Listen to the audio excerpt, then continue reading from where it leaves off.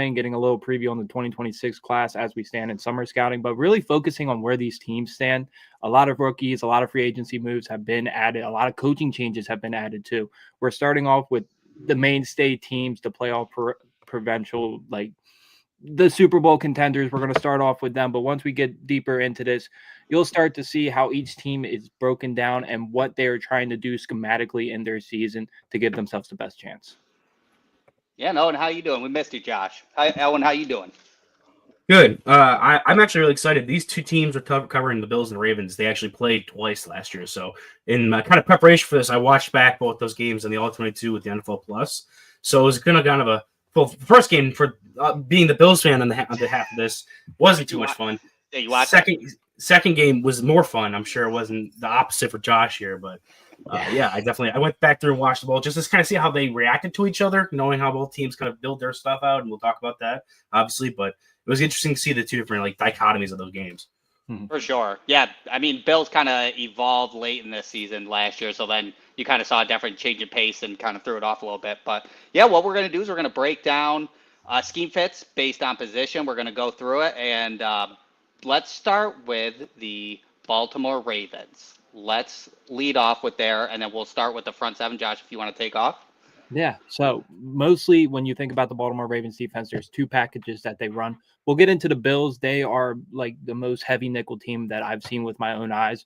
But the Ravens do incorporate about 50% nickel coverage, so 4 down linemen, 2 inside linebackers, 5 defensive backs. But their base is a 3-4 defense where they have 3 interior defensive linemen, a nose tackle stuffing up to 0, 2 outside linebackers, 2 inside linebackers, 2 safeties, 2 corners, just a preference on.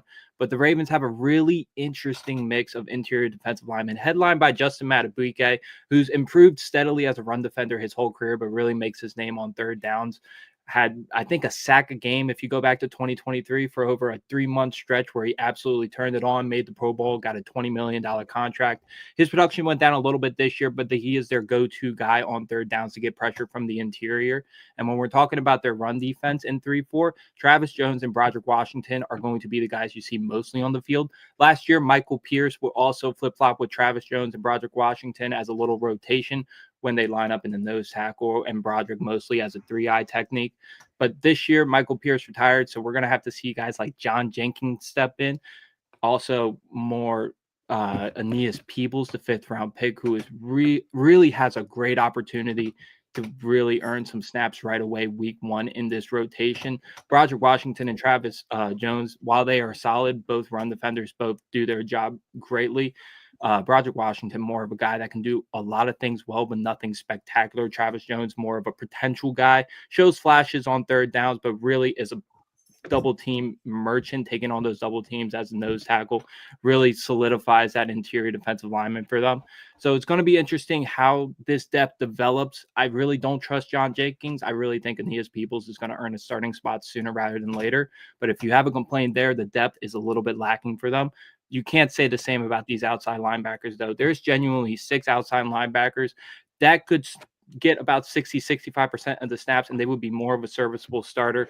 Started off with Odafe Owe, a guy that had really high potential when they drafted starting off. Really put it together last year, getting 10 sacks, I believe. Always been a solid run defender, athletic, contains the edge, can move crazy, but really got home more often this year. Not the highest presser percentage, but when he did get pressure, he was able to finish, which was really encouraging to see.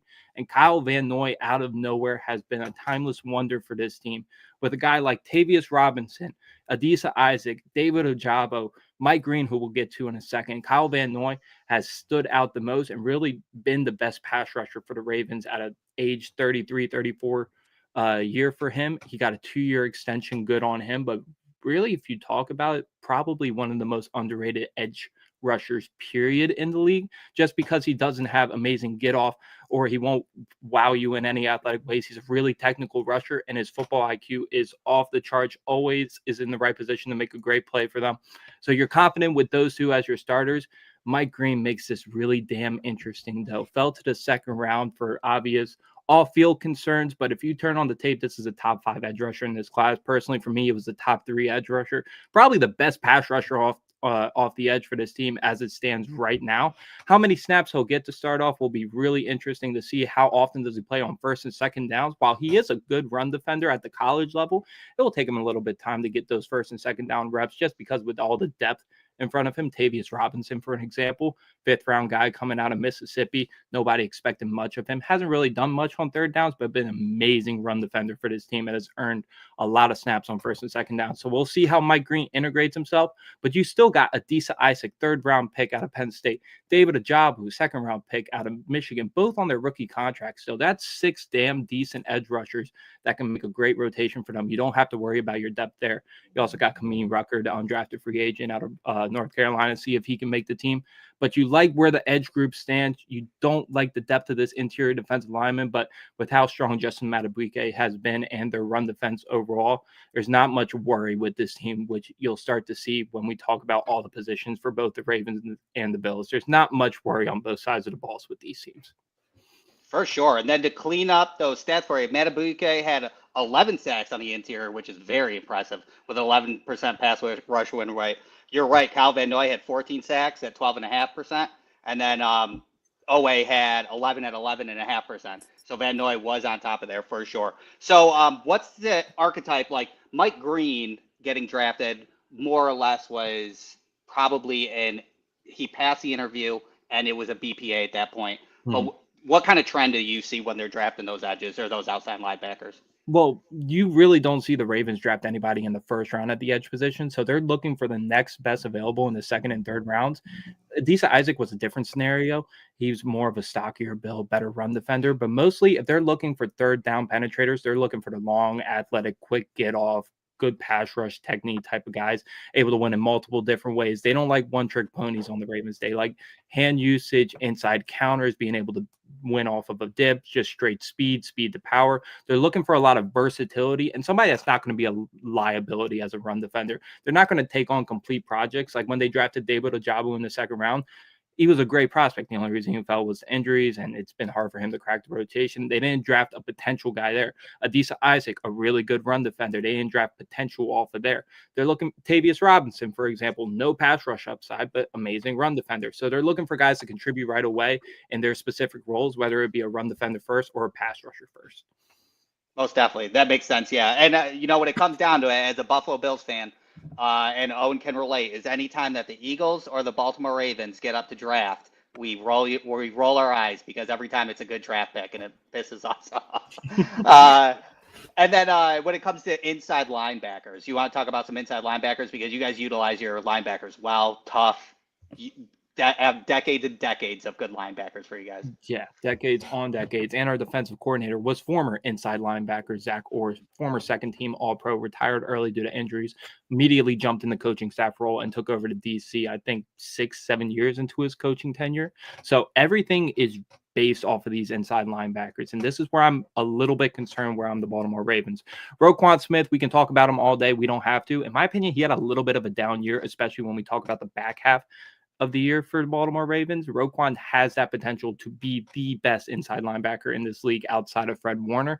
And he just wasn't that to finish the year. Still a great starter, the leader, the dot, the guy that he's a top 5 inside linebacker in the league. There's no question about it. We can go on and on about him, but this inside linebacker 2 spot is really interesting for me because you lost the depth with Patrick Queen and Malik Ham in the past 2 seasons, and now you're relying on Trenton Simpson to make that jump.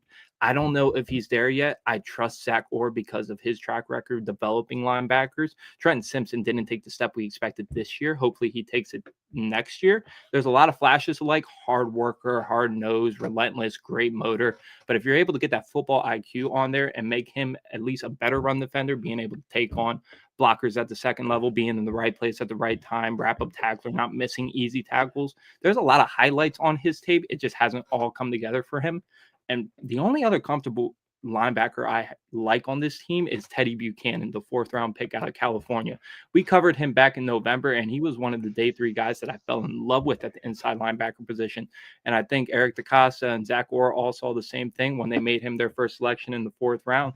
And I think there's a real chance he starts day one for this team if Trenton Simpson isn't there yet for them. Reliable, great motor, everything the Ravens are looking for in a player, play like a Raven. Teddy Buchanan fits that mold. He's a damn good tackler too. But the depth outside of that concerns this, what out of me. I really do not like Jake Hummel on this roster and everybody else that follows behind it. Losing Patrick Queen and Malik Harrison's going to be tough for them just because all the pressure's on Roquan. You don't know if Trenton Simpson's there yet. We can hype up Teddy Buchanan as much as we want, but he hasn't proven anything yet. Everything falls on Roquan as it should be. He's the highest paid player on this defense, but that depth really does concern me if I'm the Baltimore Ravens. For sure, yeah. I mean, you guys definitely got to steal with Teddy I mean, that Cal Pro Day was basically him shining that whole entire time. And then, you had about 28 teams looking at him for sure. And then, of course, then we'll go to the back end, and then we'll hit the Buffalo defense. But let's talk about your DBs. You do have a wide range of DBs in the back, especially with Kyle Hamilton being such a beast and larger framed guy. So talk about your DBs as well. Our defensive back room is really interesting because really we can do a lot of different things with our nickel and our base defense. Kyle Hamilton, we've all seen the development he's made. He's a top 3 safety in this league. Whatever you want him to do on the field, he will do it. He can line up as a star linebacker and dime, as a nickel and nickel defense, as a straight back safety and a base defense. He will do everything exceptionally well. High football IQ. He's going to get paid a lot of money here coming up soon. And that's sad for our cap, but I digress. Malachi Starks being the first round draft pick for us is going to be very, very important for us. I was a little bit down on Malachi Starks compared to consensus. Nick Manowari guy myself, but I'll probably bite myself in the ass for that in the future. He is in a perfect situation right next to Kyle Hamilton. He's not asked to be the starting nickel for this team. Marlon Humphrey takes that spot. He's able to play that free safety role, being able to roam that deep third of the field, making a recovery ball on a deep ball. And if you need him to come play inside, he's more than capable of doing that. He showed that this year at Georgia, even though he had a little bit of down lapses in his film when he played that. He showed you the versatility right then and there. Marlon Humphrey moving to the nickel was the best thing for this team. We started off terrible in pass defense for our first 6 weeks of the season. I think we were the 32nd team in pass yards allowed. It was really bad. Zach Orr was on the hot seat. We moved Marlon Humphrey over from boundary to nickel, and he's an all-pro at the nickel position. Not the forced fumble merchant that we all know once knew him to be, but an amazing cover guy, sound tackler, smart, high football IQ, goofball off the field. But if he produces like that on the field, it don't matter. You can't say anything about it. And Nate Wiggins was a really good pick last year for the Ravens. We had genuine concerns with Brandon Stephens as our next best cornerback. Nate Wiggins eased his way into the starting role, but once he got that role, he didn't look back. Speed merchant for days. He can press up at the line for somebody that's as skinny as him. He's an adequate tackler, let's be real, but that's a place where he can improve on. If you're asking just to straight cover a guy downfield one-on-one in man coverage, Nate Wiggins had, I think, a top 5 pass grade in the past 6 seasons. You can quote me on that. I saw something on my feed about that. But Nate Wiggins was an amazing draft pick nonetheless. And our next best corner is going to be Chidobe Awuzie. I can't say that name for crap, but Cincinnati Bengals corner going over to Tennessee last year. Everybody that signed with Tennessee last year had a shit year. So gets released. We get him on a cheap 1 year, $1 million deal. Eric DaCosta does that thing again where he gets a good guy for nothing. And he's going to be our third corner and asked to play that boundary role. For a guy 2 years ago coming off of borderline Pro Bowl year, you're more than fine with that as your CB3. And you love the depth that's been addressed in this cornerback room. TJ Tampa, Bilal Cohn in the 5th round, Roger Longerbeam in the 6th round. 3 really good depth pieces for this team will contribute on special teams. And if you need them to spot start some snaps, they're more than capable to do that. All 4 of those guys, I believe. When you talk about the safety depth, though, it scares the shit out of me. Sanusi Kane, 7th round pick out of Purdue last year. More of a special teams guy for that pick, but now is the 3rd best safety on this team. With Adarius Washington tearing his ACL, you will not see Adarius Washington at all this year. And Bilal Braid, the undrafted free agent out of Maryland last year, who I like more than Kane, but still, if you're asking those guys to be the spot starter at safety, if Hamilton or Starks go down, that concerns the hell out of me. Look for them to sign a veteran in free agency, bring somebody in to be that 3rd safety for that team. But besides that, there's a lot of different things you can do with this defense. Put Marlon at boundary, put Marlon at nickel, put Kyle at nickel, put Starks at nickel. You can really flip or flop this anyway. And they put themselves in a great position not to do what they did through the first 6 weeks of last year, giving up the most amount of yards in the NFL. For sure. So what I was looking at, like with this draft, with Cone and Longer Beam, and Starks didn't have the great 40, but when you're looking at actual cornerbacks, is speed, how much do they prioritize speed in there? Very much so, just because of how this league has been built around. AFC North is kind of tricky because you're not seeing that many teams expand the field except for the Cincinnati Bengals. Everybody's a run-first mentality team. So they're all still trying to fit that play like a Raven mold. High football IQ, good character, hard-nosed, relentless motor type. But in the 5th round, you saw it with TJ Tampa last year. They're drafting a long, athletic, rangy cornerbacks with a lot of potential. Jalen Armour-Davis 3 years ago prior to that. Bilal Cohn still fits in that mold, was one of my day 3 gems just because of all of his measurables, his speed, and his ability to cover man and zone. Robert Longerbeam, he's going to be forced into that nickel role, smaller guy, but epitomizes to play like a Raven mold. Hard-nosed, physical, will get in your face, plays relentless. They are looking for relentless motors on this team. So when we get into week 15, we get into the wild card, we get into the playoffs, everybody still has the same motor they were playing with week 1 when all the jitters were out on the table. So they're all looking for the same mentality. I think the corner room, you're just looking for the best player available on day 3 when DeCosta's attacking that corner and safety position. But I really do like TJ Tampa pick last year and the 2 picks they made this year in the 6th round. I agree. I like the Longer Beam draft pick personally. He sneakily had like a mid-9 RAS when he for the combine. Like, he's an athlete. He is an athlete for sure. So yeah, so that makes sense. I mean, again, anytime you guys draft, I roll my eyes. So you guys have the good formula. Let's real quick. So Yeah. Josh, was it when the Ravens were that poor pass defense last year? Was that when Hamilton was their primary nickel player and they were having him? Yeah. And then they finally moved him back to true safety, and then that was when they kind of started flexing Humphrey back and forth between the slot and the outside, correct? Yeah, but it still took a couple weeks after we moved Hamilton back to that deep safety because Marcus Williams really had a down year for us out of nowhere. He was really good through his first 3 years of his contract, and then by PFF grades, he was the worst safety in the National Football League for the first 8 weeks. It was to the point where we had to healthy scratch him and force Adarius Washington into that spot. And then once you saw Adarius Washington get on that field by like week 10, I believe, then you saw everything come together for the Ravens. And then Marlon Humphrey getting damn comfortable in the nickel position. And then, so the Ardarius Washington injury, I believe it was after the draft, right? He got hurt during training. So with that understanding and the fact that they drafted Malachi Starks in the 1st round prior to that happening, what do you think their plan was initially with having Ardarius Washington? Their defense obviously played better with Hamilton at true safety, and then you had another player. Well, Hamilton could play in the slot. Humphrey was getting comfortable in the slot, and then you have a guy like Starks who maybe he's not playing over Washington or Hamilton, but he could also play in the slot to get snaps. What do you think their initial plan was prior to the Ardarius Washington injury, which now Starks is going to be their starting safety because of that? I mean, in the Ravens scenario, unless an interior offensive lineman like Tyler Booker, Gray Zabel, or Donovan Jackson were on the board, I think safety was the play no matter what. There was a clip of their whole draft room they released on YouTube. It was them deciding between 2 different guys, and John Harbaugh has South Carolina game film on the screen in the YouTube video. You can take that as you will. Ravens fans have put the puzzle together. They were debating between Amamori and Starks, but I think that's what the decision came down to the whole time. If Adarius Washington was healthy, that would have made things so much better for Malachi Starks year 1, just because you don't have to force him into that starting spot. You can move him in different places. You can try him out at nickel even, and if you want to move Marlon back. There's so many things you can do with Malachi Starks on the field if Adarius Washington is healthy.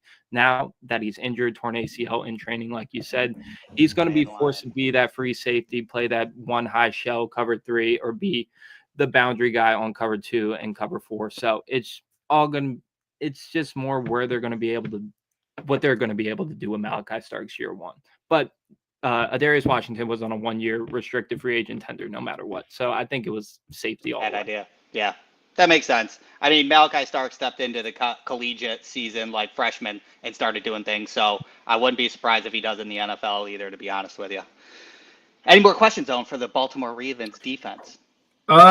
Not much. Other than I was going back through their front seven, and Trenton Simpson being a guy who's gonna be like more traditional linebacker. I was kind of surprised seeing that, especially after watching his film for I think it was the 23 draft was when he came out. I was surprised because a lot of his best plays were when he was used as like an attacking piece, being more. And I thought being drafted to the Ravens would be kind of a similar situation where they had with a Van Noy or Odafe Owe, where you're this more off-ball linebacker build, but you succeed well as a blitzer, being able to rush off the edge. So I was surprised to see he wasn't utilized more in that, and they're trying to mold them more into their traditional off-ball middle linebacker type style. But I do think that kind of goes to show like, okay, they like having these multiple linebacker type builds where they can be edge rushers. So if they want to put Trent Simpson on the edge, they still have the option to do so. But they also have a Van Noy, they have an Odafe Owe, they have Ojabo in that level, on that level of the defense where you don't really know who, when they come out, if they're going to be dropping coverage or they're going to be coming. So it's something that interests me a lot as someone who likes to study defenses and understand like how different teams attack it, where you have such multiple fronts. Usually you see that a lot with the front four, how multiple they can be, but the Ravens like to go multiple with their second level to be able to you can't really tell where the pressure is going to be coming from and who's going to be sent where. Beauty of a 3-4. All right. Let's hit Buffalo defense. Owen, we'll start with our front. Our front's I would say obscure, but changing. Yeah, they definitely went through the process of adding to that. That was one of their biggest weaknesses, and it's been kind of one of the things coming out of every single failed postseason run is the defensive line didn't do much. In the past, you saw them going and taking big swings in free agency with Von Miller, on top of developing and drafting guys in the first round like Greg Rousseau, and with their first picks like AJ Epinesa. This year, they went back to the well of drafting with grabbing TJ Sanders in the second, and you got Deone Walker in the fourth from Kentucky, as well as Landon Jackson in the third for the edge grouping. For the Bills, the way I would describe their defensive tackle styling, a lot of the conversation heading to the draft was they wanted to get, Kenneth Grant, 330-pound, big nose tackle. Everyone was clamoring for a nose tackle to be the eventual replacement for Daquan Jones as the one tech for this defense.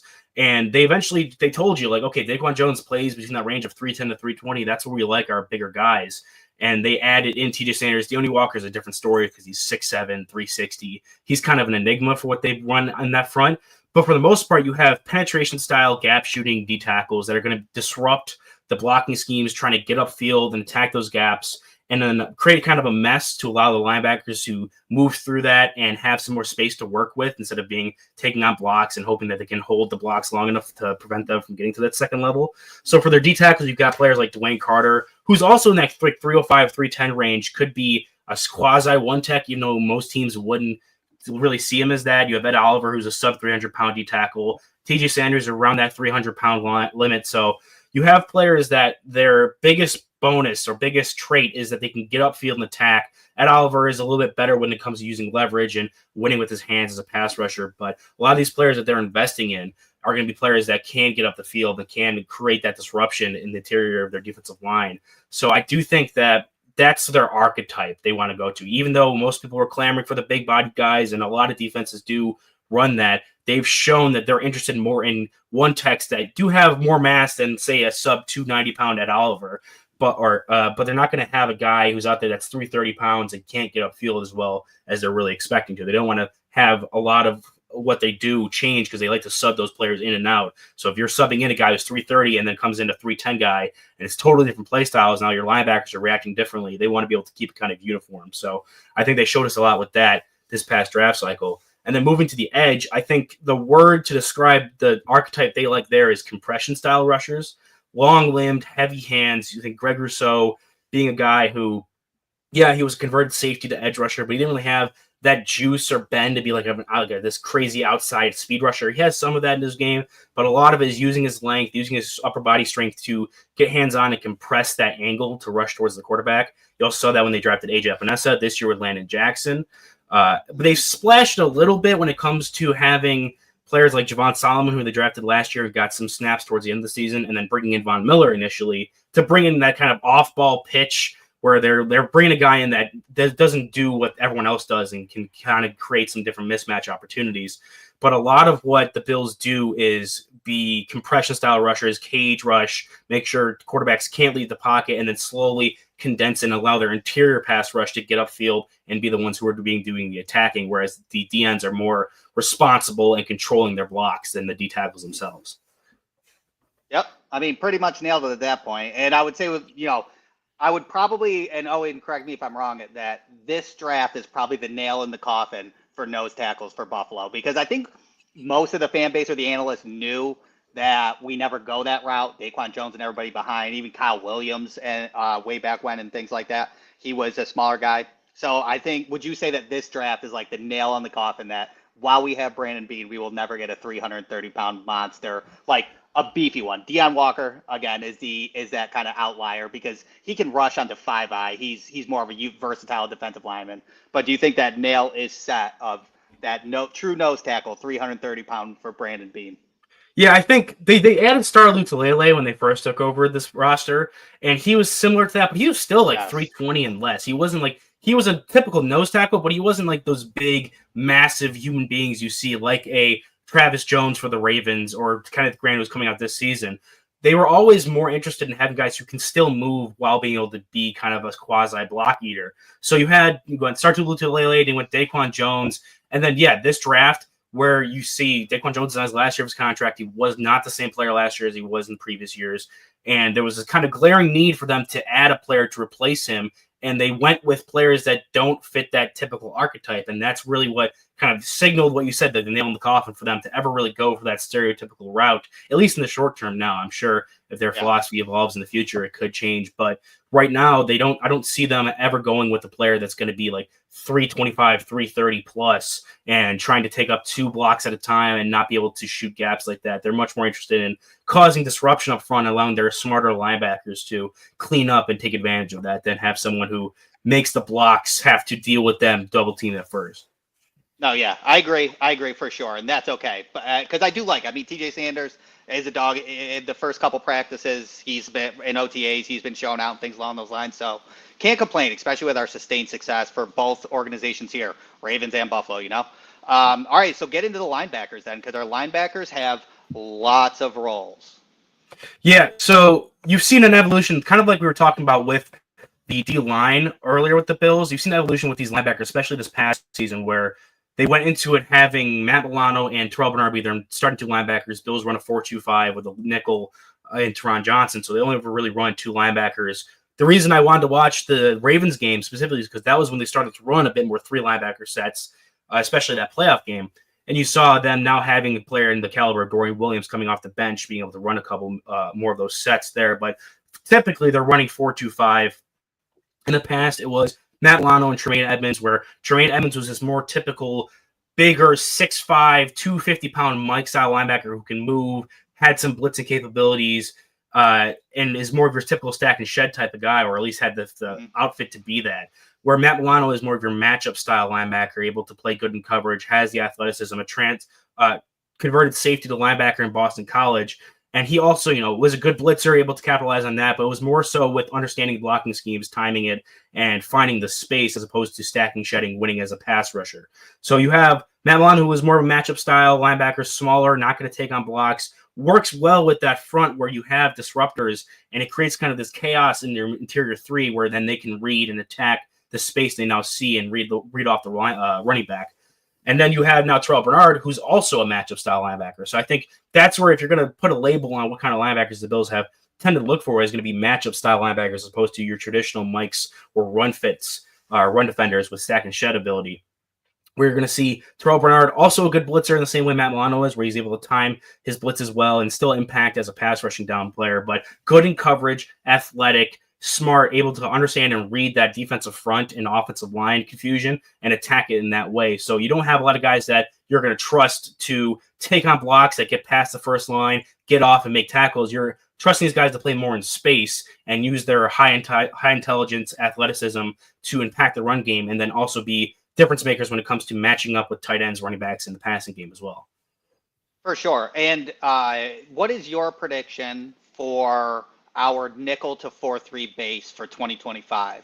And what are your thoughts on Dorian Williams in that aspect? I personally am a Dorian Williams fan. I like his size. I think he's a hard hitter. I think we need that in our offense. I don't think we need to move to a 4-3 base, but I do think we need to evolve into a more versatile 4-3 slash 4-2-5. Yeah, I do think so. Teron Johnson, what makes him one of the best slot corners in the NFL is his ability to fit the run and defend the run, despite being 5'9", Right. a smaller level player. You really need that to play a defense in a base that is nickel, especially with Toronto. Having Teron Johnson be out there and be that's other second level defender. In those games where they had him come off the field and they put Dorian Williams in, it was against teams like the Ravens that went with a lot of jumbo sets and needing to fit more holes, and they know they're going to be running down their throat with bigger backs and bigger ball carriers. So for me, I think Teron Johnson being that good of a run defender outside of injury, I think they're not going to stray away from the formula that's worked so far to this point. But I do think having Dorian Williams is going to allow them to fit into that 3 linebacker set a little bit more frequently than they have in the past, where they really haven't had the bodies there when it was Matt Milano and Tremaine Edmonds. I'm a big Dorian Williams fan. Matt Milano is my favorite Bill probably ever from my time watching. I absolutely love him. I'm a big linebackers guy. I played linebacker. Yeah. Absolutely love linebackers. And he's been always my favorite player to watch. But with his progression, his inability to stay healthy, and kind of just losing a step over the years, him moving on after the season and Dorian Williams coming in, Dorian Williams is a level of player that makes me confident that if he steps in, you're at least not losing anything from where Matt Milano is currently. So he's a good player. He's another one where I'd consider him a matchup linebacker, where even though he runs around, he does like the lay to wood. He can put some bodies down. I don't think he excels a lot when it comes to taking up blocks and extending and getting off and taking things on physically. He just doesn't have that size or mass to him. He does like to fly downfield, work in space, and use his speed to his advantage. So I think the Bills are showing another trend there with their third linebacker, eventual starter down the road, of being more matchup linebacker players at their second levels, specifically working in space, working off those fronts and trying to attack that way, as opposed to having your Josie Jewels, your Tremaine Edmonds, your stack and shed middle linebacker run stuffing guys. For sure. I love that. And then another one that's changing as we evolve is our DBs as well, getting Maxwell Harrison in the first round, getting Dorian Strong in the 6th round. Our safeties are, I wouldn't say out of place, but we're still trying to figure out who they are. So talk about our DBs, talk about the safeties and cornerbacks kind of separately, what you're looking for and trending. So the Bills scheme is kind of like that the Vic Fangio style, where they're running a lot of 2 high shells, whether it's cover 4, cover 2, cover 6. They're going to run where they're always going to give you that 2 high look. And then what made in the past the Bills really good was their safety duo with Micah Hyde and Jordan Poyer, that it prioritizes on high intelligence over everything. I think in OTA presser, Sean McDermott mentioned how with Cole Bishop, their upcoming safety they drafted in the 2nd round last year, that what he needs to do is kind of understand it and get more mental reps and understand where he can cheat and where he can play more loosely and freely, so that way once he understands mentally where he needs to be and what the different coverages are covering where, he can start playing more loose, fly around the ball, and try to make some bigger turnover where he plays. So you're running a defense that's preventative. You have soft shells off your safeties there, and whether or not it's going to be rotated down, you have corners here or there. It's a lot of communication heavy stuff. But they do run traditionally like a true free safety. I think Taylor Rapp could fit that role. We also have them bring in Derek Forrest. And then you have more of your strong safety role. Cole Bishop in the past, Damar Hamlin more kind of fit that role. He was a tweener between the two, but someone who, if you saw that with in the past with Jordan Poyer. I think that was their ideal setup, was Poyer and Hyde. Hyde was more that middle field roaming safety who would be able to take away the ball and cover if you do run to like a cover 3 or a cover 1. And Poyer, who always consistently had like 100+ tackles on the season, able to buzz down, play lower coverage shells, and then as well be able to impact the run from their 3rd level as more of an attacking player. So they do like to have that balance. They haven't really had those true archetype players back there.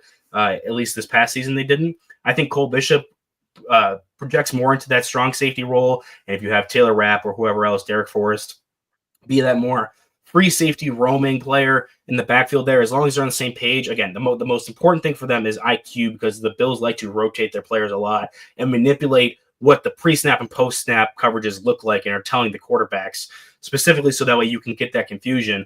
And then with your corners, you're oftentimes going to have them in a shallow cover 2 look. If they are in their cover 4, they're dropping back to the deep. And then if those wide receivers try to take it deep, it basically turns into man coverage down there. So that's where we saw, like in this pass, where the draft philosophy kind of followed what they did in 2022, where they took Kyrie Elam in the first and then Christian Benford in the later rounds in the sixth. They have an archetype of players that they like, who are smart, understand their own responsibilities. Maybe they're not the best athletes, but they are willing to come up and tackle and attack, and they have some ball skills so that they could to get some ball takeaways there. When they're communicating well enough and they're on the same page zone coverage wise, they'll be able to take some more risks. They know where they need to be. So you see players like that with Christian Benford this year with Dorian Strong on top of taking an athletic freak, and Maxwell Harrison ran that 4-2. So they're kind of taking another swing at that. Harrison, I believe, is a more fit to run heavier zone schemes despite being more athletically gifted. So it's fitting more into the archetype they like of players who are stronger tacklers. I think Harrison's tackling is a bit underrated at this point with how much people are hating on it. But zone instincts, ability to take the ball away and collapse on either catch points or receivers who have the ball in their hands. And then again, it's a lot of communication back there. You have Teron Johnson, who is this roaming kind of over the middle of the field zone coverage drop player where you have your linebackers in communication with him. So there's a lot of mix and match. It's heavy zone coverage. I think even with Maxwell Harrison being a more athletically gifted player, their swing to man coverage is only going to be marginal at best from me personally. I do think he still works best as a zone coverage corner. And what makes his speed so useful to this defense is the fact that he can collapse on those throwing lanes a lot quicker than other players in the past have been able to, and get some more of those takeaways, get some more high variance plays. So their whole schematic objective is players that will limit big plays with tackling and responsibility, but also they don't really take a lot of swings and upside, which you've seen with the Christian Benford, Dorian Strong picks, players that have started for them, Dane Jackson in the past, but still want to be responsible and know what they're doing. For sure. I love that. Yep. And then to like almost blend it all together, because the Ravens and the Bills are all both very good teams, which, as Owen mentioned, we played the Ravens twice last year. I expect to play them twice this year as well, sort of in this situation sort of thing. But what they do is they look for A, BPA, and B, defenses will stick with a scheme and a scheme fit, but we're also drafting to be a chameleon on a per game basis. So where's your matchups? How can you adjust in your depth to be able to play towards the strengths or weaknesses of the other team to make sure you excel? And that's kind of where at least the Bills are at for sure. And Josh, correct me if I'm wrong, if the Ravens do that as well. As well, yeah. Yeah. You know, Maxwell Harrison, speed, so we can cover man against the Chiefs. And then our linebackers with Dorian Williams to switch on 4-3 base when we're having trouble defending the run on bigger guys like Derrick Henry. We're bringing in Dorian Williams for that and things along those lines. So that's great. All right, let's move to the offense. First, we'll go offensive line, and then we'll do skill positions all together, and then we'll skip quarterback because we're, we just draft dogs. so we'll start with Buffalo. Josh, talk about our amazing offensive line and how we operate and what we do. For Buffalo? Oh, and I'm sorry. Yeah, do Buffalo first. Yeah, you got to do defense first. So with the Bills, especially in the past, they've kind of taken stabs at every kind of player. You've seen them go with the former tight end turned tackle and Spencer Brown. You've seen them go with Deion Dawkins, who is projected to be a guard, ended up playing left tackle for them, being one of the best in the league, who takes these weird shorter sets, being able to get hands on quickly, isn't like the greatest athlete at the tackle position, but makes it work. And then you also see them go with, so you're thinking, okay, maybe they like more mobile guys, maybe some smaller players, but then they go and they draft Osiris Torrance, who's massive power run blocking guard. And then they've constantly kind of filtered through and tried different styles of players at the positions and rotated through. Their bookends have always been those tackles, especially this past 2 seasons with Spencer Brown taking that next step and evolving into one of the better right tackles in the NFL, Deion Dawkins being stable over there. And they've been able to filter through some of the players in the middle 3, moving on from Mitch Morse, going to Connor McGovern, having David Edwards there. They have a bunch of players, even looking at their depth, that there's a mix of former rugby guys and super high upside athletes, but also some lower end kind of safer draft picks, like a Cedric Van Pran Granger, who maybe isn't super versatile or athletic, but he's a good player at center. Like they have a good mix, and they take a lot of different stabs because they do like to run a lot of mix when it comes to schematically, both in the run game and the pass. A lot of stuff that I notice they like to do is more of that zone style offensive and running.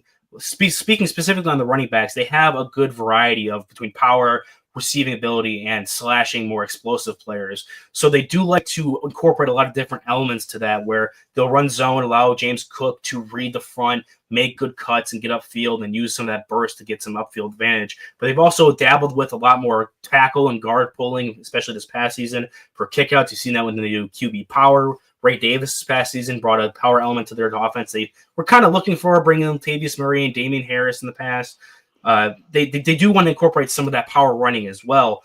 But for the most part, especially since James Cook's been their lead back, a lot of what they want to do is stretch that defensive front out and allow him to pick his spots. And you see that with having the athletic tackles and Spencer Brown. Deion Dawkins can move laterally well enough. And then you had Mitch Morse for a long time, who was a lateral moving center. Connor McGovern's not too bad at it as well. And then even though Cyrus Stearns, who's more of a power style blocking guy, has shown to be able to survive in that system. And then when they do need more of a power running scheme, they do run behind him. They run behind some of their bigger hitting guys. Spencer Brown also being one of those guys who was pretty powerful up top, big guy. So they do like to mix and match that. I do think they tend more towards the zone than man or power run blocking, but they're pretty even across the board when it comes to that. And then pass blocking, I think they either are the top or one of the top teams in the league when it comes to just having 5-man protection fronts. They don't bring in tight ends or running backs often to help with pass blocking.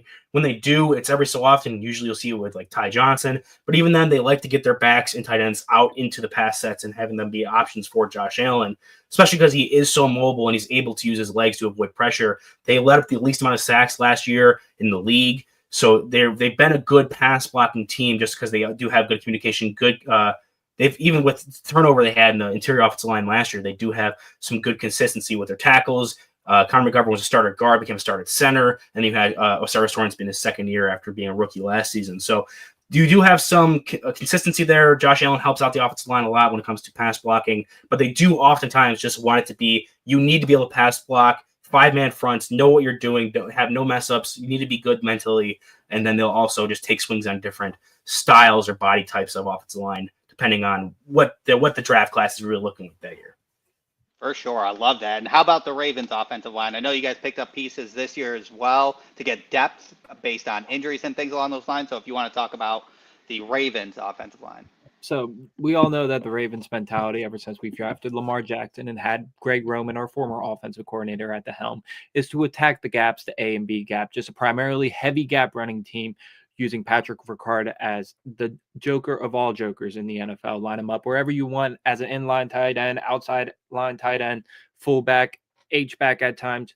The ultimate chess piece when you talk about our run blocking scheme. Patrick Ricard has a lot of credit for that, just with his versatility, how strong he is at the point of attack, and he can catch some balls as well. So he is an all-pro for many reasons, the best fullback in the NFL, in my opinion. But it's a non-negotiable to be a heavy point of attack interior offensive lineman and at least a solid point of attack offensive tackle for this team. If you think about Ronnie Stanley, if you think about Roger Rosengarten, those aren't guys that are going to be able to maul people off the line of scrimmage, but they're going to be able to hold them at the point of attack and not let the edge rusher collapse down into the A or B gaps when we do run those heavy gap schemes out of our shotgun formations. Derrick Henry obviously was the bell cow for this team, so that's going to be a calling card for him. But you got to give Todd Monken a hell of a lot of credit. He could have just ran 70% gap plays and nobody would ever complain because you have Derrick Henry right behind Lamar Jackson.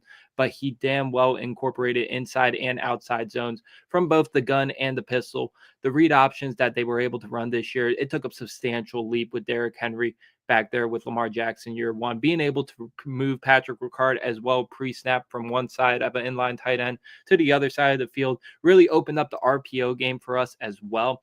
But just the ability for Todd Monken not to be one-dimensional and run 55% of our plays out of a zone concept, mostly inside zone, some outside zone is incorporated. But like we've mentioned, the stronger our interior offensive line is, that's where we like to force most of our runs, whether it be a duo, whether it be inside zone, whatever the run scheme may be, everything likes to be directed towards the inside. And it all starts with Tyler Linderbaum, the amazing first-round draft pick from Iowa. He's due for a contract extension coming up, and he deservedly so. A top 3 center in this league, really holds it down for our 2 guards who are very interchangeable the past couple years. We are like the Buffalo Bills, where we like to rinse and replace, don't really like to re-sign our second-year second contract guys or rookies coming into their second year deal. We like to rinse and rotate. Last year, it was Daniel Falalele, the 6'8" monster, filling in at right guard for whatever reason. It worked. I don't know how it worked, and somehow he got a Pro Bowl out of that. He wasn't Pro Bowl worthy, but he was damn sure solid enough at the point of attack, and his leverage wasn't that much of an issue playing that right guard. So he'll take that spot again this year. Definitely a solid to adequate starter, but a mauler off the line, whether it's double teams, one-on-one, you can really run behind him. And Andrew Voorhees is taking over that left guard spot, filling in for Patrick McCary, who was really our swing tackle / backup offensive lineman. Wherever there was a hole on the starting lineup, Patrick McCary would take over that role. And last year, he started at left guard for us, solid, moved over to Jacksonville, I believe. I might be mistaken, but Andrew Voorhees now moves into that spot, 7th round draft pick, was projected top 100 pick, but torn ACL at the combine, bumped him all the way down to the 7th round.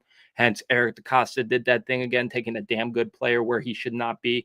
So he'll fill in 2 years later, see how the development is. Ben Cleveland is a guy that we missed on, but it's going to be asked of to play this year. It's not a case where, okay, you can be our 53rd man on the roster, and worst case scenario, yeah, we can put you in. No, Ben Cleveland is going to be asked a lot of this year if one of these guys go down. Off-field concerns, had a couple DUIs, been out of shape. Not really the best draft pick that Eric DeCosta has ever made, but there's going to be a role for him on this roster, whether we like it or not.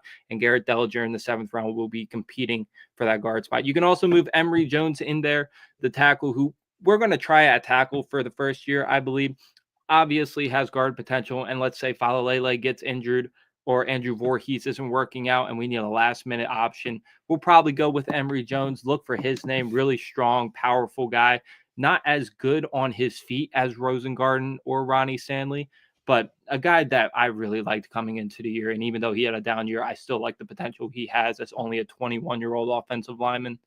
When you talk about pass pro with this team, we are really, really finesseful when you talk about our offensive tackles. If you think about Ronnie Stanley and Roger Rosengarten, they're not powerful when you compare them to, let's say, Deion Dawkins or Spencer Brown, for example. They just don't have that power element in their game. They're able to anchor, but they're not able to stiff people with their hand usage, really just create power and leverage from their base, but their footwork is both really damn good for offensive linemen. Can mirror shadow, can really just get in the way. And for a quarterback like Lamar Jackson, who doesn't need that much damn time in the pocket, they're amazing pass blockers. And Rosengarten really was impressive this year for them. Their first 2 weeks, Rosengarten looked like a guy, yeah, he needs to sit a year, he needs to develop, but his fluidity in his hips and him being comfortable after those first 2 games, facing against Myles Garrett, TJ Watt, he had to grow up pretty quickly in the AFC North. So his development through the middle and the back half of the year was really impressive for the 2nd round pick with a lot of power concerns. And for our scheme, you don't really need to be powerful as an offensive tackle. We asked Linderbaum to take the brunt of the load when talking about protection schemes. Lamar Jackson also helps out when sliding protections, but Tyler Linderbaum is very much the vocal leader when it comes to pass blocking. Falalele being an absolute, it's 350 pounds, 6'8" right guard. There's not much you can do against that unless you have just amazing leverage off the line of scrimmage. Our left guard spot is going to be really interesting, though, to see if Voorhees does step in to be a solid starter, because that's all the Bills and the Ravens are asking for our interior offensive linemen, to be solid, to do their job, to be high football IQ, and let our tackles do the work. Absolutely. Yeah, I did like your draft picks and Dellinger. I love Carson Vincent and with that as well. And then you're right, as I look, Derrick Henry through A and B gap was about a little over 55% of his rushes were A and B gap. So that was nail on the head there. And then, so I guess since we're talking about the offensive line, Owen, if you'd like to start with the running backs and then hit tight ends and wide receivers, let's do that all in a group. And then we'll move on to the Ravens after that. So talk about the pass catchers and the rushers. Yeah, so we're working inside out, running backs and out. So for the Bills, they usually run about 3 different backs. They'll roster 4, including fullback Reggie Gilliam, which I didn't really incorporate into their offensive line discussion because he's kind of hot or cold whenever they use him. It gets more towards the colder months and towards the end of the season. They want to start running some more of that power scheme system, they'll put him in there more and just be they can develop into more of a smash mouth run football team if they want to because they have the bodies there. But for the most part, Gilliam is just a pure special team guy and then can take occasional snaps when it comes to pass blocking or run blocking. When it comes to the running backs themselves, obviously James Cook is the leading back in that backfield there. Took him a few years to finally take the reins of the starting job. He was competing with Devin Singletary his rookie year. They brought in Zach Moss to complement him. And I think them bringing in Zach Moss and now Ray Davis and Ty Johnson kind of explains what they like to do with their backfield. James Cook is explosive, can move really well, and loose hips, but he's a sub 200-pound back. Like he's not going to be an in between the tackles power style runner. Then you have Ray Davis, who's like 5'7", 5'8", 200, 210, but really dense built frame, can still move a little bit, but is going to be more of your in between the tackles runner, able to carry some guys and break tackles. And then Ty Johnson runs hard, another guy who is around that 200-pound weight limit. I think he's 5'9", 5'10", not the biggest guys, but he's a natural when it comes to using his hands and pass catching. Ray Davis and James Cook both also are natural pass catchers. I think James Cook is a little bit of a letdown from his college days where he was like thought of to be like a really high upside pass catching back. Hasn't really seen that, and which is why I think there's the whole dispute about his contract right now. But you saw a lot with last year. Ray Davis and Ty Johnson really contributed with their pass catching. I was listening to a different podcast today, and they were talking about the target distribution to running backs, and the Bills were like 28th or 30th when it came to their percentage of targets that went to running backs, but they were 5th in the amount of yards that running backs gave them in passing. So they're super efficient when the running backs do get used in the passing game, and they do like to use them on so often, and it becomes more so when Josh Allen can find them in the check down spots. They don't really run a lot of screens. Because we're awful at it. Yeah, a lot of short passes to the running backs. They just never get it going there. Which is weird. I don't know. It's also on Josh too. I feel like Josh panics at that time too. Trust. Yeah. Don't get me started. It's been like 4 years that the Bills fans have been yelling on radio stations and everything about why don't we run more running back screens, and they just haven't done it. I mean, it didn't hurt, I guess, this past year, but they've never had that under McDermott. Any offensive coordinator they had never had that running back screen game down for some odd reason. But moving out to the tight ends. You have Dalton Kincaid, third-year man, first-round pick back in 2023. You'd hope – I have had such high expectations for him because I thought he could be a volume pass catcher, especially with the style of player he was coming out of college, coming out of Utah.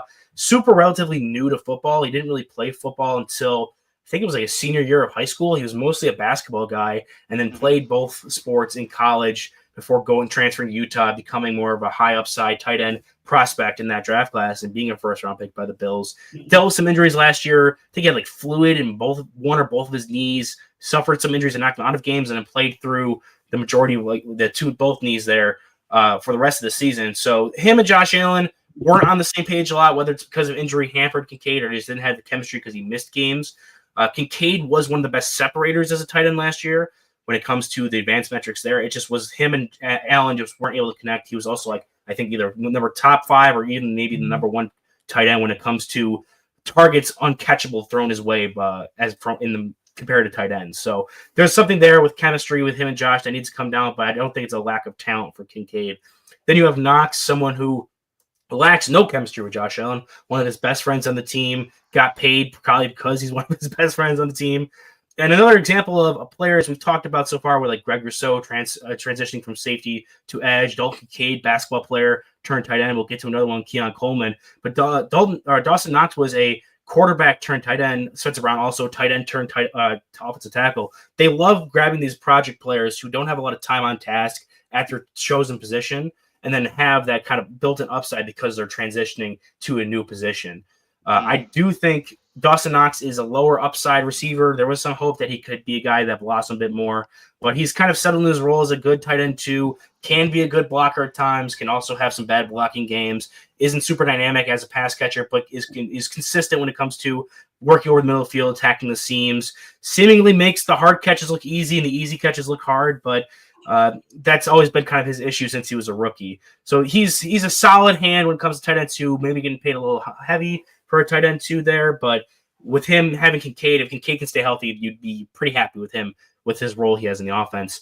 And then this year, they swapped out Q Morris, who was an ERFA, who ended up just leaving, going to the Lions.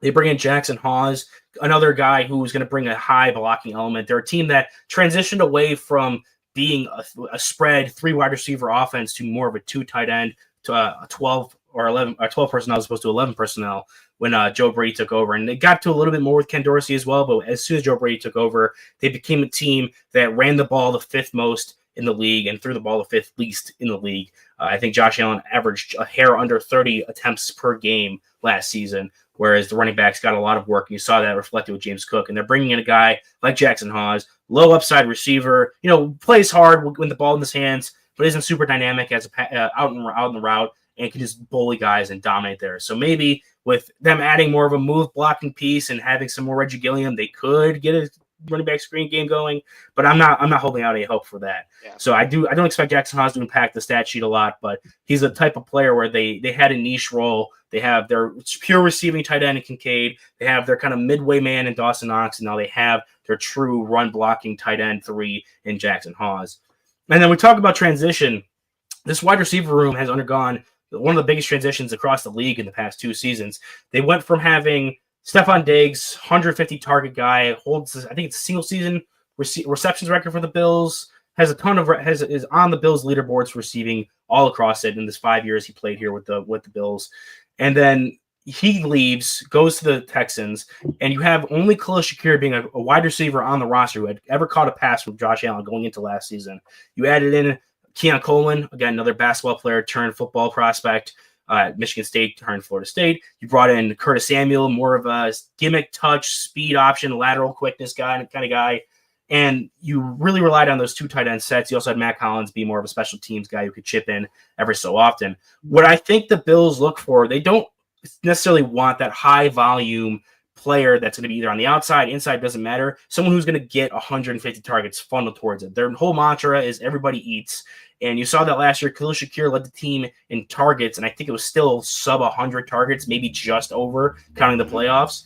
And I see that being the same thing there this year. I think Khalil Shakir is going to lead them in targets, and he's more of that slot type body, probably the most consistent player, especially with his hands. So I think he's their best value when it comes to a higher volume of targets there. Dalton Kincaid's going to chip in with a good amount of targets as well. And then you see a lot of specialization from the players they want to go after. So you have your big body threat in Keon Coleman, who's going to excel in contested catch situations. So a type of player who doesn't need a high volume targets to succeed in the way you want them to. Similar with Justin Palmer, more of a route running type of guy, but still also a big body, a guy that you're not looking to dominate as a wide receiver 1, 2, maybe even as a wide receiver 3, but someone that you're looking to win against specific matchups, be a matchup player, another type of player that doesn't need a ton of volume to be effective for your offense. And then you have Elijah Moore and Curtis Samuel, whoever wins out in that battle there, to be more of the speed option, gimmick touch guy. Elijah Moore could do a little bit more than that, but I think Curtis Samuel, being on the team for longer, has the inside track there. But again, another role where you don't need a high amount of volume of targets to impact the offense. And so this team who doesn't throw the ball a lot, 5th least in the league last year by percentage of plays, and you have a bunch of players that don't need high volume to impact the game. They do each individual role specifically. You can then have an offense that whatever situation they're in, they know what their matchups are. They know what type of skill set they have on what type of skill set the defense is providing them, and they can target whatever they feel like is most comfortable for that situation. So they're not going to take your number 1 wide receivers in the first round. They're going to look to get some more specialized guys later on, and we saw that with this past draft and the draft before, where they traded out and went for more of a low volume but specialized targeting Keon Coleman. For sure. And I like 2 off seasons ago, Brandon Beane initially started talking about building your wide receiver room like a basketball team. And he never really did that from 2018 to 2022 or so. But the last 2 years, you could tell he's building it like a basketball roster, starting lineup sort of thing. So I do love the route that he's taking there. And then, anything other than that, then if you're a tight end and you want to play for Buffalo, you have to have an old Western name. And Dalton Kincaid, Dawson Knox, Quentin Morris, Jackson Hawes. That's pretty necessary apparently. And then the one question that I have for you, Owen, for those depth, do you see any similarities in trends on running backs? I think James Cook was an outlier, but you could make comparisons in Ray Davis, Devin Singletary, and Zach Moss. What do you think about that? Yeah, I think Ray Davis and Devin Singletary are definitely super similar players. The question with them was top end athleticism, being able to break plays long and have deep speed, but they have more of that jitterbug ability to make guys miss and still having smaller, dense builds to be able to run between the tackles.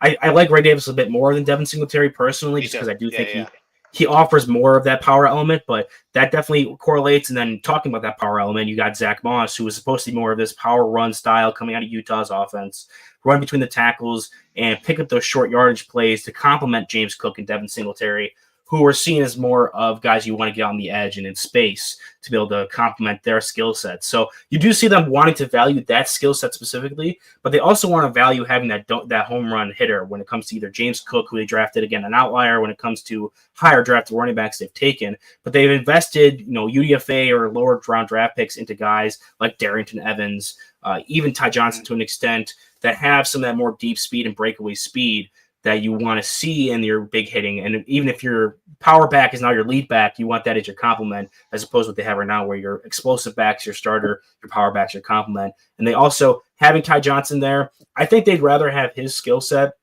spread between both or one of the guys who are more starting caliber players in Ray Davis and James Cook. But because he's so good at what he does and he's significantly better than either of the other guys at that, I think Ray Davis may have the potential to get there eventually as a receiver. But between pass blocking and being able to just affect the game on a third down basis, I think they have no other choice than bring Ty Johnson in, just to bring the full back complement together and have that committee totally rounded out and not have anything they're missing or want to add to their offense in that position.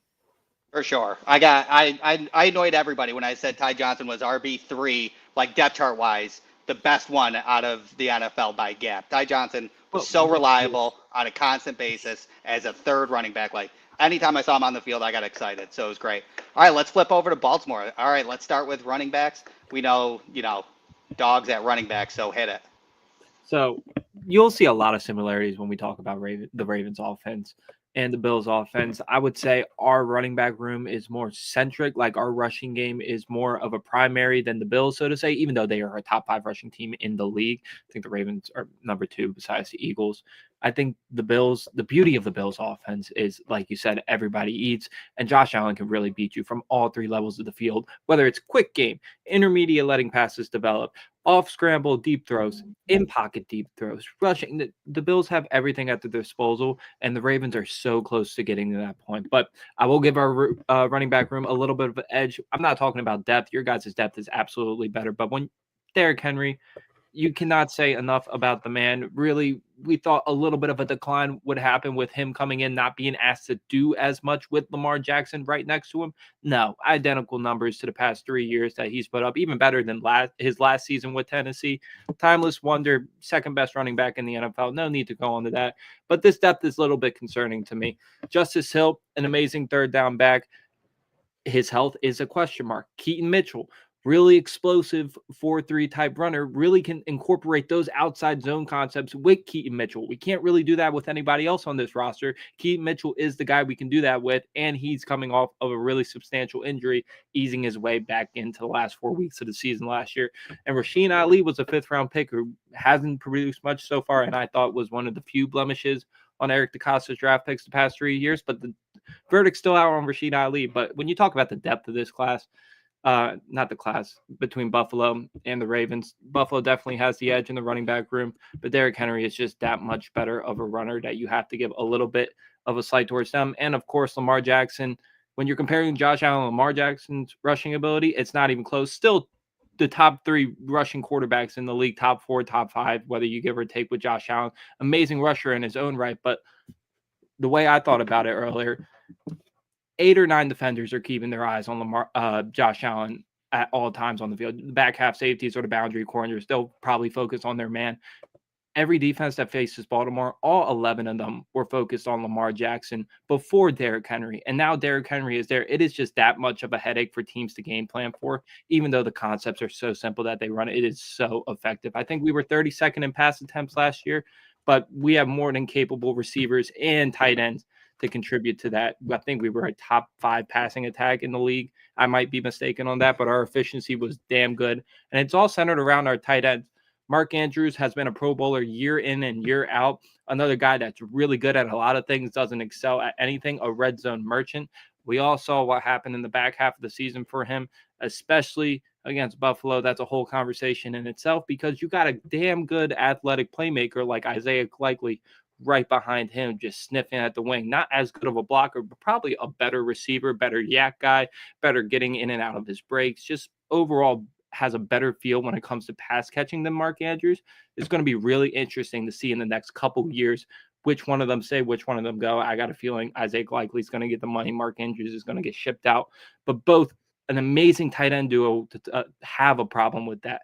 And for more of our blocker type, you guys, I really hope you play Jackson Halls this year, like as much as you should, because he's just that much. He's that good when you're talking about first and second down being a blocker.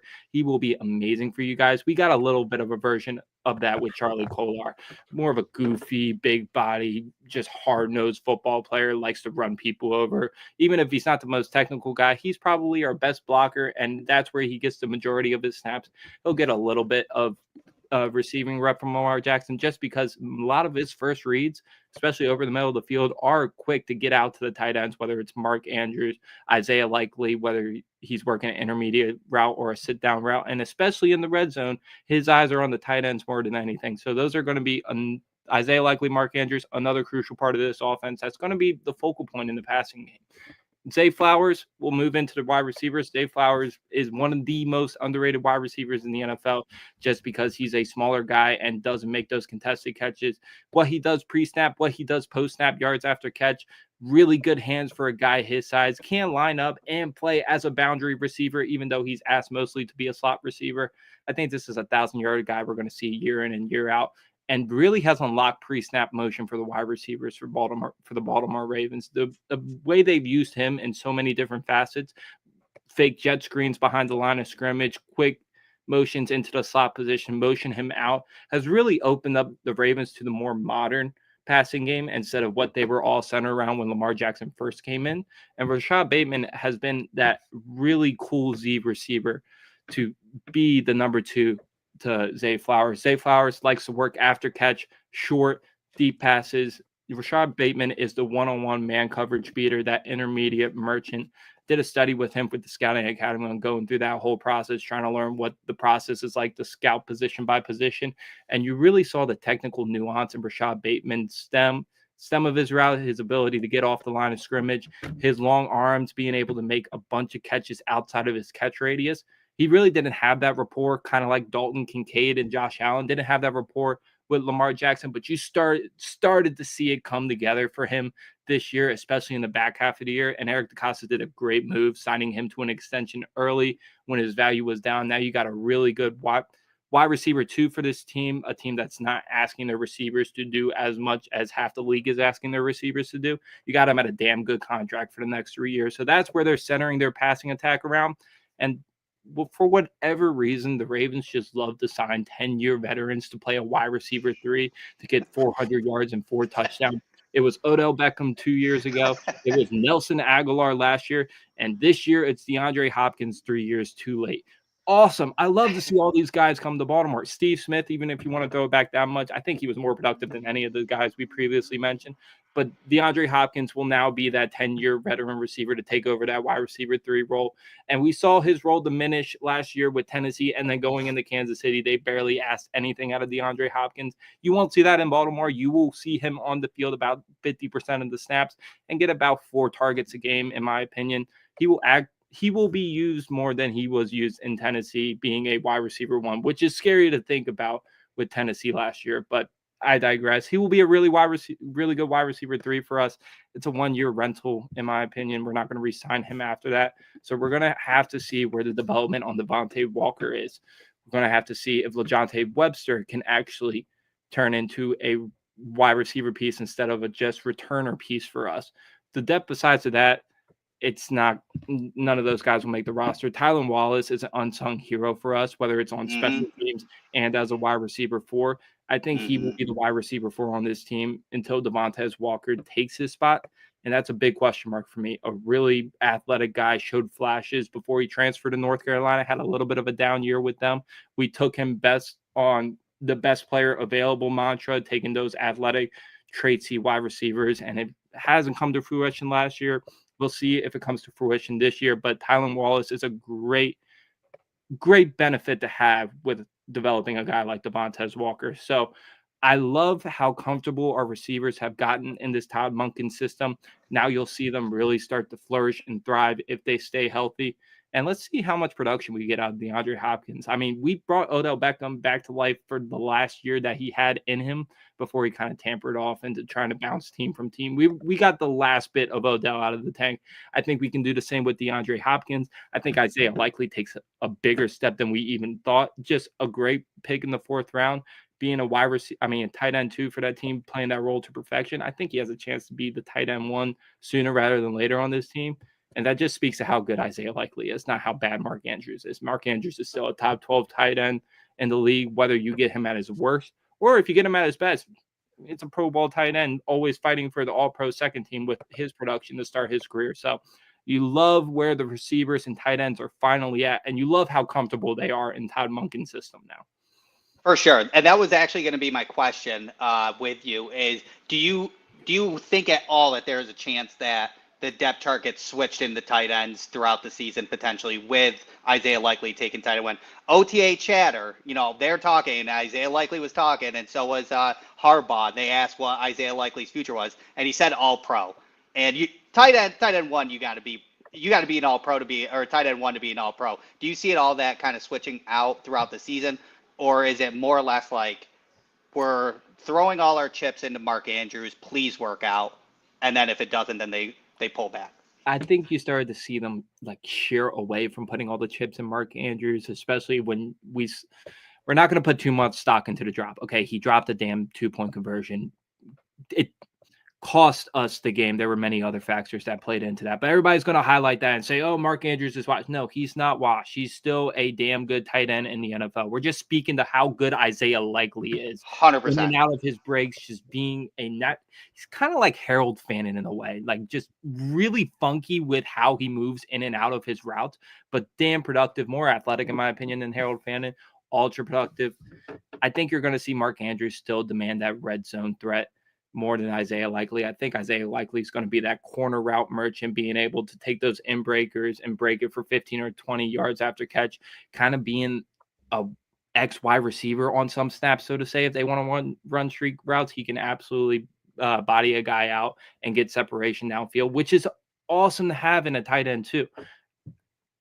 I think Mark Andrews will still demand the red zone threat, but you also have to play the salary cap into it. This is a business at the end of the day. Mark Andrews is making upwards of $20 million. Isaiah Likely is going to have to get paid in the near future. And if you extend him now before he takes the jump we all expect him to, it'll be cheaper on the cap and it'll be easier to move off of Mark Andrews in the future. So it's really unfortunate for him. And it's not just because of the drop, but Likely's coming, and he's coming soon.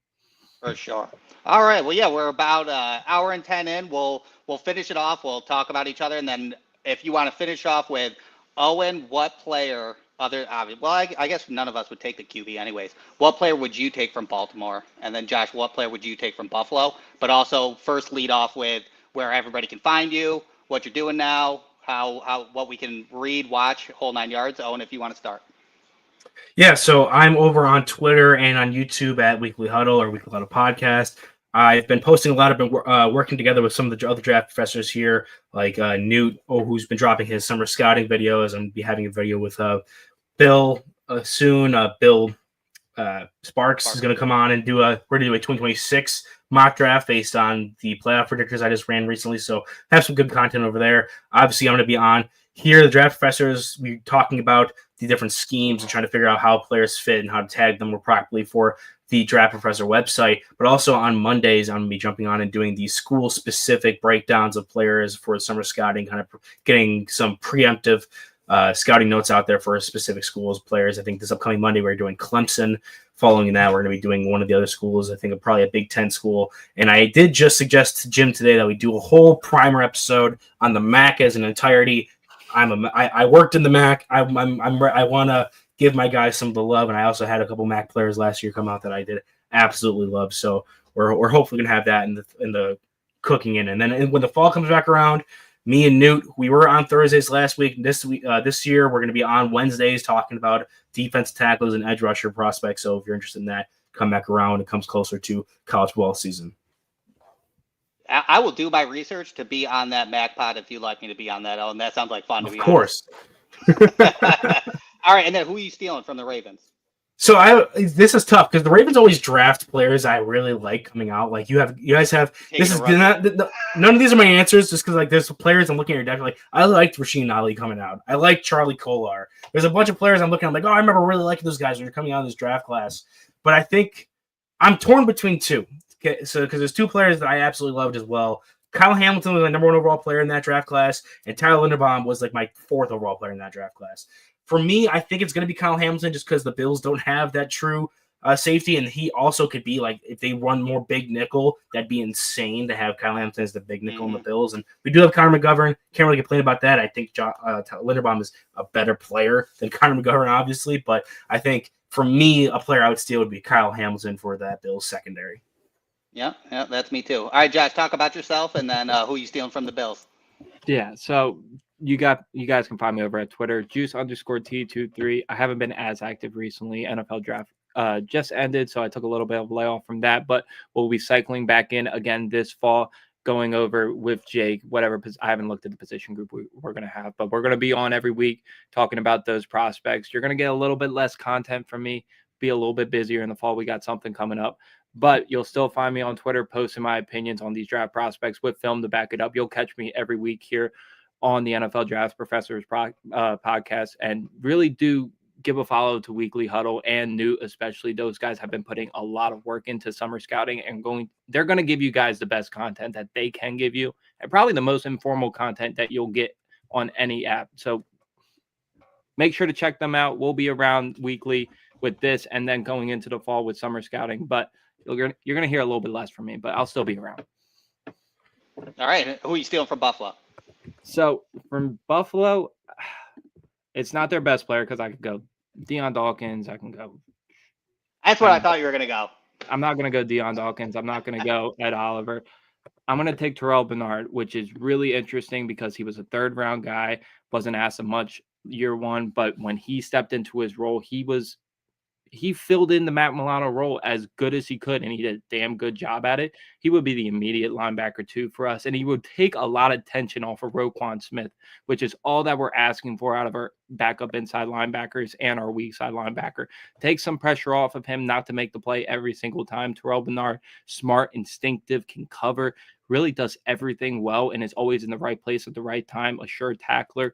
Really turned into a leader for that Buffalo Bills team as well. You started to see him come out of his shell a little bit once he got comfortable. He's a damn good inside linebacker that doesn't get talked about enough, and he would fit on a lot of different NFL teams as their linebacker 1, but he'd be an amazing linebacker 2 to Roquan. For sure. Yeah, Terrell Bernard is like a litmus test for ball knowers. If you don't think he's good, then you do not know ball.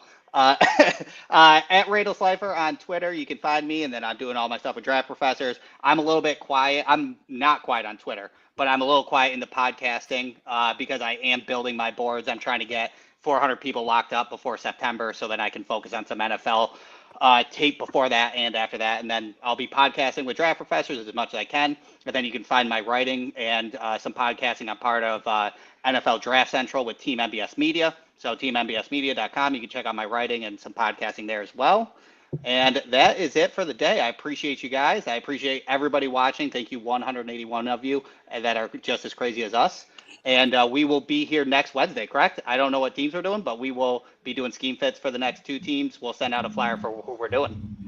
Yeah. Thank you so much, everybody. Have a good night.